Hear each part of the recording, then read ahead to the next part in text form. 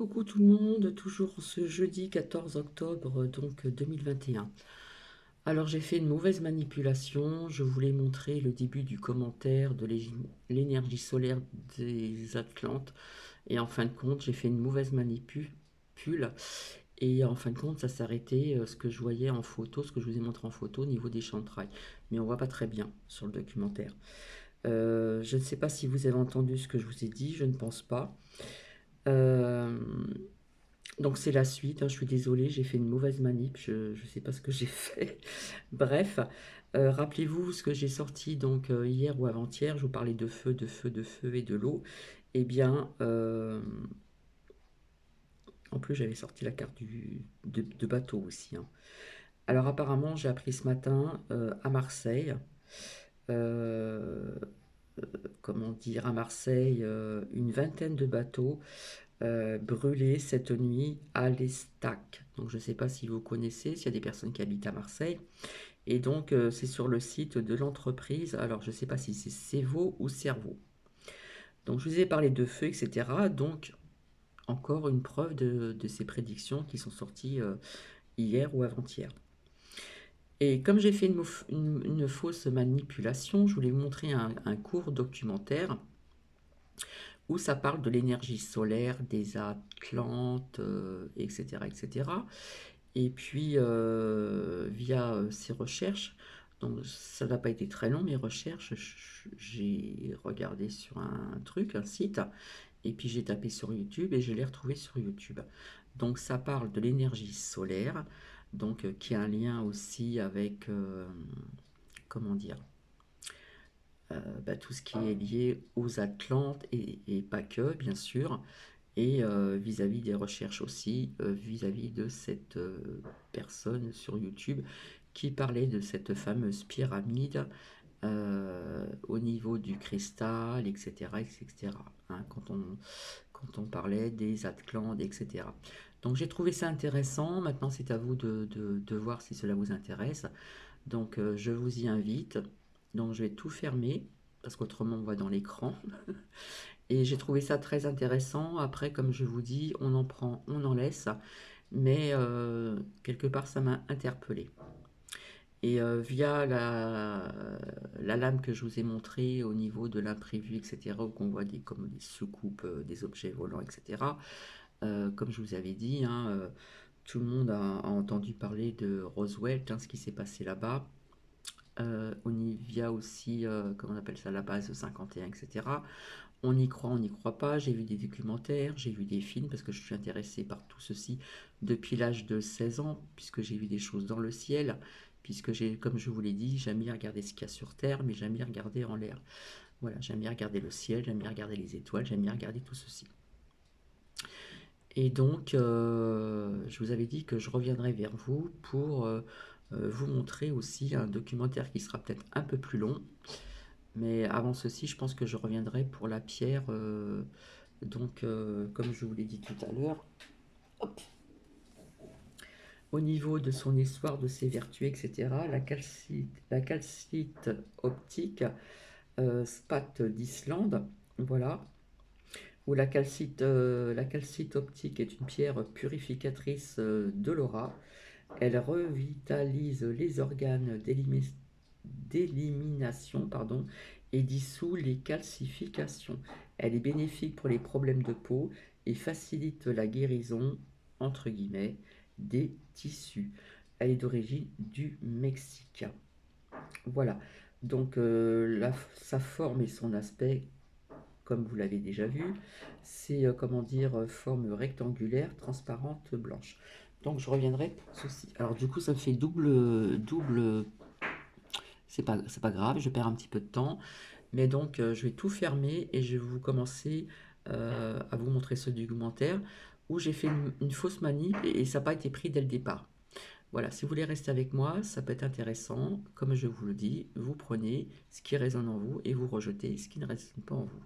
Donc, désolé, c'est vrai que quand je me suis aperçu que ce partage de vidéo de tout à l'heure n'était pas longue, je me suis dit il y a un problème. Et je me suis aperçu revisionnant, en la visionnant avant de la partager, eh bien j'ai loupé le départ. Donc, désolé, désolé, à tout de suite.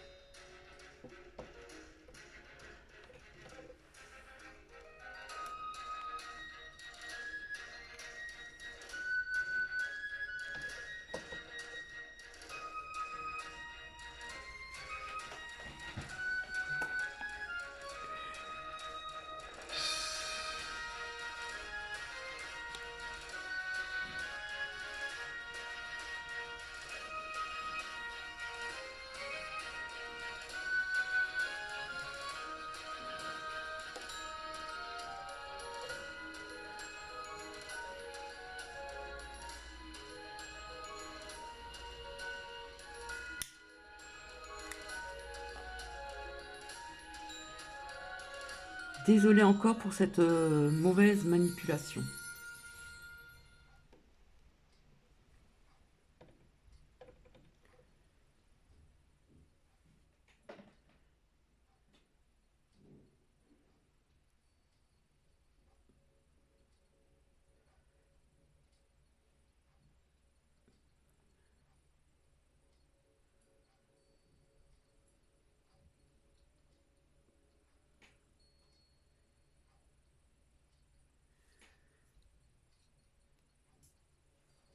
L'énergie est une ressource abondante qui existe à profusion dans l'univers. Chaque foyer, chaque habitant a le droit d'avoir un système d'énergie qui lui est propre pour faire fonctionner ses appareils ménagers, son véhicule, ses équipements. Pour cela, le nucléaire et le pétrole ne devraient pas avoir le monopole. Bien au contraire, ce sont des énergies polluantes qui ont été favorisées, amenées sur le marché après l'ère industrielle. Pour être vendues, commercialisées à vaste échelle et répandues dans tous les foyers. Aujourd'hui encore, bien qu'elles soient devenues des modèles de standing, des standards de la société moderne, elles n'en restent pas moins des outils de dégradation qui nuisent considérablement à l'environnement. Alors, faut-il pour autant que nous arrêtions de consommer de l'énergie? Faut-il que nous abandonnions le confort, que nous éteignions tous nos lampes électriques pour nous éclairer d'une bougie et que nous allions laver nos vêtements à la rivière ou au lavoir du quartier pour retrouver une vie plus saine? Faut-il revenir en arrière? Vous pouvez le faire, bien sûr, mais il y a d'autres solutions. Chaque foyer, chaque habitant a le droit d'avoir un système d'énergie qui lui est propre. Vous avez le droit à l'énergie. Et il y a des énergies saines. L'énergie libre, dynamique, électromagnétique, l'énergie solaire, géothermique. Elles sont là à disposition et elles peuvent être utilisées sans nuire à personne. Toutefois, elles ne sont pas encore suffisamment connues, suffisamment développées pour être efficaces. Et cela vient principalement du fait que les grands lobbies et les gouvernements bloquent leur commercialisation. Il y a des innovations simples qui sont avortées, tous les jours. Des menaces qui sont envoyées aux ingénieurs consciencieux pour éviter que ces énergies ne prennent la relève des grandes industries pétrolières et des centrales nucléaires.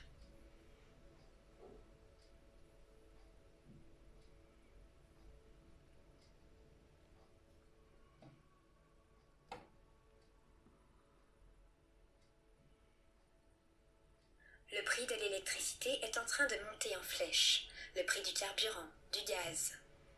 Et cela va continuer. La population est devenue dépendante de ces énergies pour vivre. Tout a été privatisé, vendu, racheté, centralisé. L'eau, l'électricité, le carburant. Et maintenant, ils tirent les ficelles.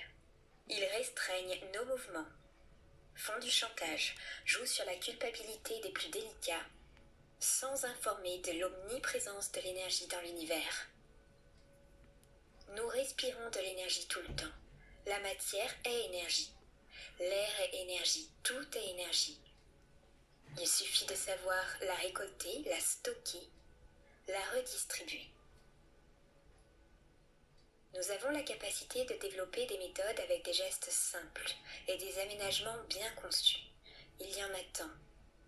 Et grâce au réseau de solidarité qui se développe, nous pouvons désormais échanger des appareils, créer, distribuer, proposer des systèmes innovants tout autour de nous.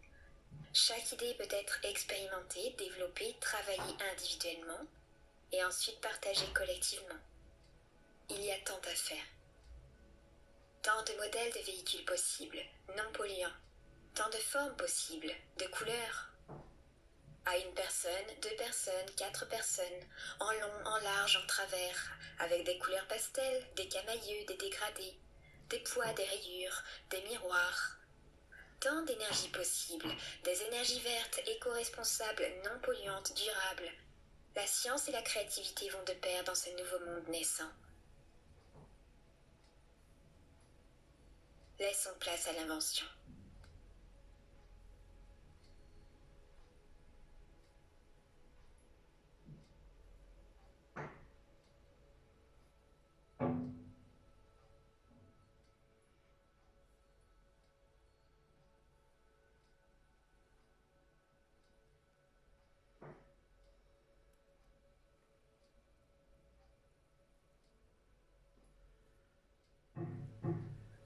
Pour concevoir de nouvelles manières de vivre avec des technologies saines, nous pouvons nous intéresser de plus près à ce qui était utilisé dans les anciennes civilisations passées, comme la civilisation aujourd'hui disparue de l'Atlantide.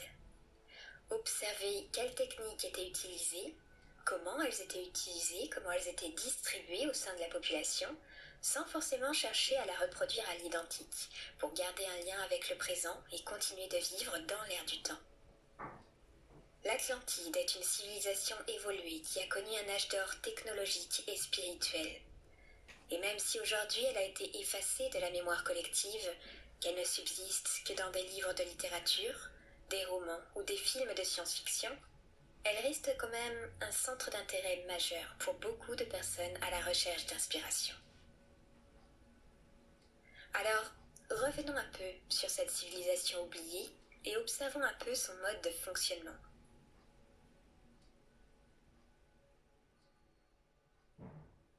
La technologie qui était la plus employée dans toute l'époque atlante était le cristal. Le cristal était utilisé principalement pour sa propriété d'amplificateur énergétique. Il pouvait intensifier le rayonnement solaire, stocker, emmagasiner l'énergie du soleil dans de fortes concentrations pour la redistribuer, la rediffuser à la demande. Le cristal solaire était l'énergie principale utilisée dans les cités atlantes. C'était une énergie disponible, gratuite, illimitée, naturelle, qui ne polluait pas. L'énergie solaire était également émise par des cristaux de conscience terrestre à l'intérieur des cavernes souterraines. Tout le monde avait droit à l'énergie. Tout le monde pouvait jouir du confort d'avoir un foyer, un véhicule, des appareils qui fonctionnaient avec l'énergie du cristal. La forme qui était la plus employée était à l'état liquide. Le cristal liquide pouvait avoir une coloration bleue. Il était mis en bouteille, dans des tubes, des fioles ou des systèmes de piles adaptés qui s'emboîtaient directement dans les appareils. Et pour faire fonctionner son véhicule, par exemple, il suffisait d'insérer une sorte de batterie, un tube de cristaux liquides, dans la boîte de démarrage. Le son était très doux, voire inaudible, et les véhicules pouvaient se déplacer fluidement, sans aucune pollution sonore ou environnementale, en suspension au-dessus du sol ou au-dessus de l'eau. Le même véhicule pouvait voguer sur la terre et en mer. Chaque foyer avait donc son stock d'énergie, des cristaux liquides qui subvenaient aux besoins du quotidien. Chaque foyer pouvait se réapprovisionner auprès de grandes centrales d'énergie, la plus proche de leur secteur, qui servaient de zone de distribution. Ces centrales étaient aménagées en réseau. Elles fonctionnaient grâce à un système de cristaux géants qui avait pour rôle d'emmagasiner d'énormes quantités d'énergie afin de subvenir aux besoins quotidiens et d'approvisionner la population en énergie. L'Atlantide a pendant son temps fonctionné ainsi, avec une technologie de cristal principalement. Cette société a choisi de se consacrer majoritairement aux sciences techniques, aux mathématiques, à la technologie extériorisée pour se développer, en laissant progressivement la spiritualité de côté. Mais sans spiritualité, l'équilibre est rompu. Et la technologie du cristal est devenue de plus en plus abusée, utilisée pour gagner en pouvoir, en puissance, par des groupes intéressés pour gouverner. Il y a eu en tout 3 grands cataclysmes durant toute l'ère Atlante, 3 grandes périodes durant lesquelles l'Atlantide a évolué différemment. La première période était un âge d'or, une apogée de la civilisation atlante, une courbe montante dans le domaine de la spiritualité et de la technologie. Elle était reliée à la Lémurie, à la civilisation lémurienne qui fleurissait déjà sur Terre depuis de nombreuses années. Il y avait un respect mutuel, des relations, des échanges d'enseignements entre les Atlantes et les Lémuriens. La nature était très présente, la relation avec la terre-mère. Mais un conflit a éclaté. Les Lémuriens, qui étaient de nature très pacifique, ont été la cible de groupes envahisseurs. Et un premier cataclysme s'est produit. Des terres ont été immergées, les continents se sont déformés, entraînant un refroidissement brutal Comme les photos avec que une l'on m'a chute des envoyées. températures et l'arrivée de l'âge de glace. Là, on voit très bien. Le peuple lémurien a depuis conservé une méfiance profonde vis-à-vis de ses voisins atlantes, en qui il avait perdu confiance. Durant la deuxième Atlantide, les relations ont persisté entre ces 2 peuples et les échanges ont repris. La société atlante s'est développée sur le commerce du cristal. Elle a continué d'innover en s'éloignant progressivement de la sagesse lémurienne. Et elle s'est mise à faire du profit. Des mises en garde leur ont pourtant été apportées sur l'abus de pouvoir, sur l'abus d'autorité. Il n'y avait pas d'avenir possible pour une civilisation en perte d'éthique ou en perte de valeur morale. Il y avait des cristaux qui étaient forcés, utilisés pour gagner en pouvoir, monter en puissance.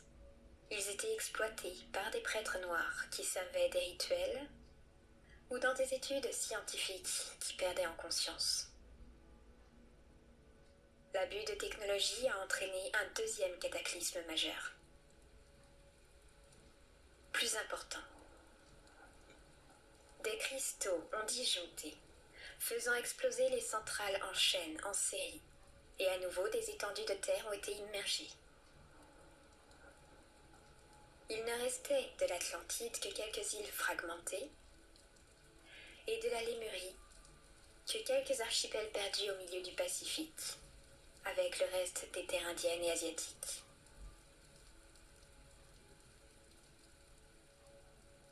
Durant la troisième période, qui est aussi la dernière, l'Atlantide a continué sa course au pouvoir. La majorité des Lémuriens rescapés s'étaient réfugiés dans l'intraterre pour essayer d'y vivre à l'abri, protégés des dérives atlantes ou des raz-de-marée.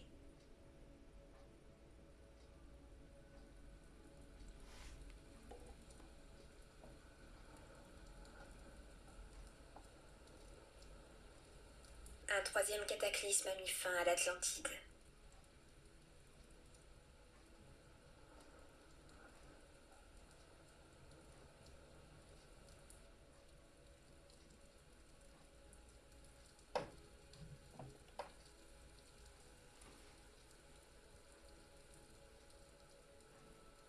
Toute trace de technologie du cristal atlante a été confisquée de la surface terrestre, retirée par les gardiens pour éviter qu'il n'y ait d'autres dégâts. Cette technologie du cristal est celle qui a servi entre autres à bâtir des grands monuments sans effort, comme par exemple les pyramides égyptiennes, les pyramides Inca et Maya. C'est ce qui est appelé la technologie des anciens bâtisseurs.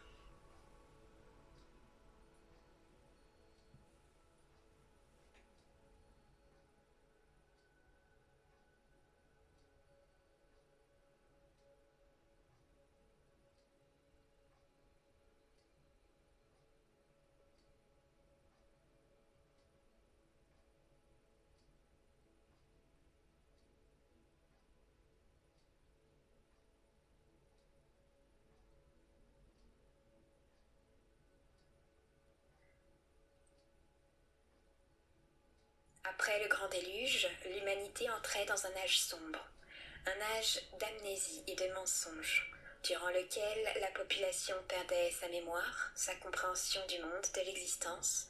Les groupes envahisseurs se menaient des guerres perpétuelles pour le trône, semant désordre et destruction en chemin. Là commence l'histoire de la civilisation humaine qui est enseignée à l'école et dans les livres. L'histoire des conquérants. Durant toute l'Antiquité et le Moyen-Âge, les guerres se sont multipliées, la maladie s'est installée, la durée de vie a diminué. Des rumeurs se sont propagées, des dogmes, des religions. Les frontières se sont fermées et des âmes ont été réincarnées de force. Quelques représentants gardiens ont réussi toutefois à intervenir de l'intérieur à des époques différentes, en s'incarnant parmi la population pour apporter des enseignements de l'un, raviver les mémoires, raviver la flamme de sagesse qui habitait encore le cœur des hommes.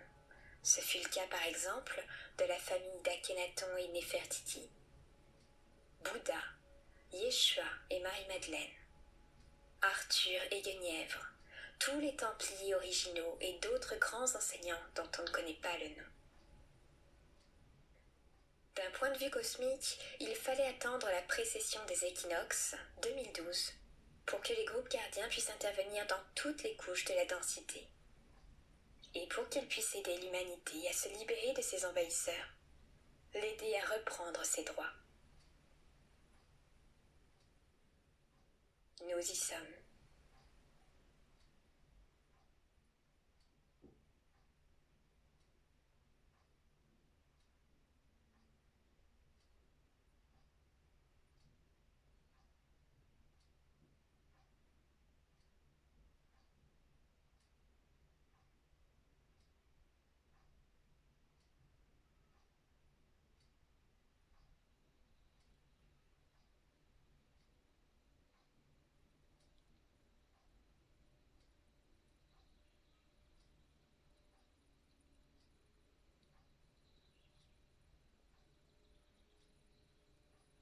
Bonjour.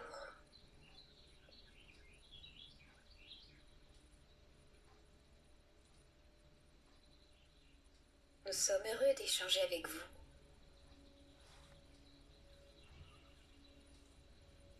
C'est nouveau pour nous.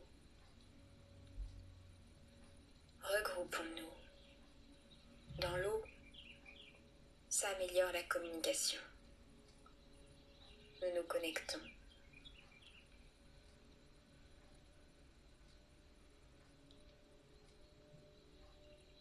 Bonjour. L'eau à notre milieu. Nous sommes plus à l'aise ici. Tout est plus léger. Dehors, nous sommes lourds. Tout est lourd. C'est difficile pour nous.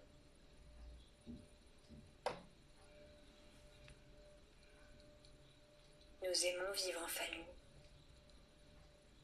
Oui, nous vivons ainsi. Les enfants sortent de l'eau plus facilement. Ils ne vont pas loin. C'est dans l'eau que nous sommes en sécurité, proche de l'eau. Nous naissons dans l'eau. Notre corps est une énorme caisse de résonance, ronde et pleine. L'eau est dehors et aussi dedans. Nous ancrons, nous sommes ancrés dans la terre. Plein, enveloppant. Elle nous compose et nous la berçons. Elle est dedans et autour en même temps. Partout.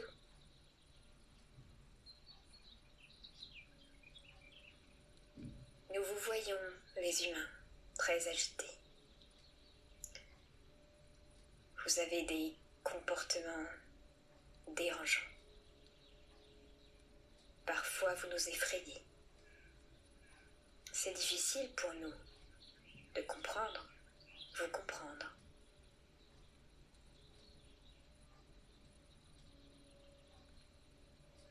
Il se peut que ça change, oui. Nous le voulons, nous aimerions,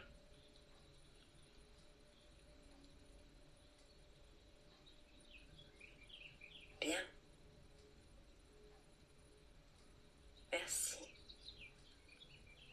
Dirions-nous, nous espérons vous avoir ravis.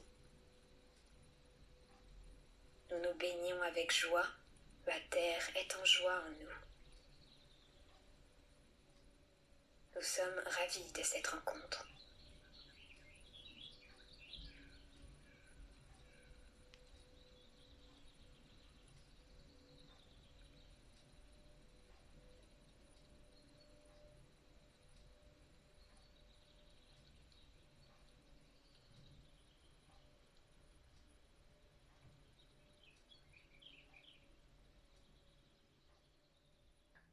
Donc voici. Donc vous pouvez faire vos recherches sur YouTube, l'énergie solaire des Atlantes. Donc j'ai trouvé ça très intéressant aussi. Donc je ne sais pas si je vous l'ai dit au début, puisque aujourd'hui nous sommes le jeudi 14 octobre 2021. Et je vous avais dit, en ce qui concerne les numéros, 4 et 1, donc aujourd'hui, qui font 5, et ça nous parle de créativité. Est-ce que c'est un lien avec ce que j'ai découvert ce matin? À vous de le comprendre. Maintenant, vous prenez ce qui résonne en vous et vous lâchez prise pour ce qui ne résonne pas en vous, tout simplement. Si vous voulez mettre des commentaires, bien écoutez, il n'y a pas de souci. Comme je le dis toujours, je suis toujours prenante, toujours avec bienveillance. Donc je reviendrai ultérieurement pour cette fameuse pierre et je vais essayer de retrouver donc ce documentaire qui a un lien avec, comment dire, ce que je vous ai montré au niveau d'une lame, l'imprévu, etc., etc. Voilà, bon, il me semble que j'ai tout dit, j'espère que je n'ai rien oublié. C'est vrai que quand j'ai fait parler les oracles hier, quand j'ai sorti le feu et puis l'eau, il y avait le bateau également. C'est vrai que je n'ai pas fait le lien, mais je vous ai parlé d'eau, encore d'eau et de feu. Et c'est ce qui s'est passé donc à Marseille. Vous voyez, ça continue, ça continue, ça continue toujours. Voilà, voilà, on reste toujours bien centré, toujours bien aligné pour essayer de garder cette stabilité. Comme je vous le dis, pour certaines personnes, on peut vite la perdre. En ce qui me concerne, au niveau des énergies, eh bien, ça fait toujours un effet yo-yo. Voilà. En ce moment, je peux vous dire que je dors très mal. Je suis réveillée très souvent. Bien souvent, je n'ai pas le temps de noter ce qui me réveille parfois aussi. Et je vous ai dit qu'il n'y a pas très longtemps, j'avais fait un sacré remue-ménage ici. On pourrait dire que j'avais fait un ménage d'automne ou d'hiver dans certaines pièces. Et cette semaine, pas motivé du tout. Donc, je ne peux pas être partout non plus. Donc, parce que je suis aussi avec vous. Voilà, voilà. Eh bien, écoutez, je vais vous faire des bisous. Et puis, je reviendrai très vite pour cette fameuse pierre. Voilà, si ça vous a plu, tant mieux. Euh, je le dis jamais. Si cela vous a plu, vous mettez un petit pouce. Voilà. Ce qui paraît que maintenant, quand on met des pouces, ils ne sont plus bleus, ils sont noirs. Qu'est-ce que je voulais dire encore? Ben, je pense que j'ai fait le tour, hein.